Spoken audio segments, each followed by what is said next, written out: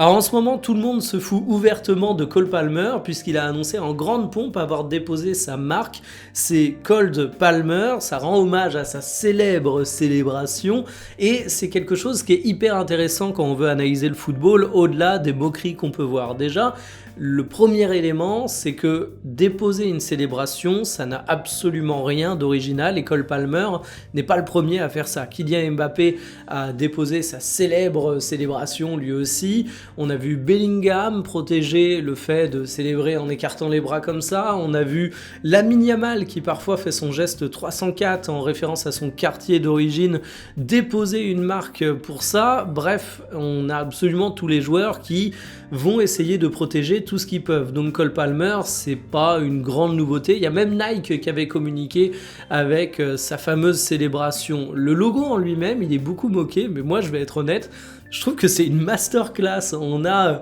le petit C stylisé qui embrasse un P, donc ça reprend les initiales du joueur, mais le tout forme un buste avec les deux bras devant, exactement comme le geste de la célébration. Donc franchement, là-dessus, j'ai envie de dire félicitations à l'équipe qui l'a employé. Mais la grande différence, le truc qui fait qu'on se fout un peu de lui, même si à l'époque ça avait déjà fait parler pour Lamine Yamal, je pense que c'est que Cole Palmer a fait une grosse vidéo d'annonce sur Instagram pour annoncer ça, et que en plus, le joueur est en relative méforme, il a eu un début d'année 2025 très compliqué.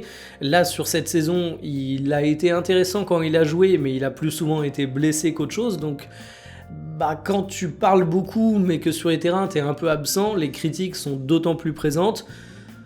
Mais voilà, moi je trouve ça intéressant, ça en dit beaucoup sur le monde du foot actuel.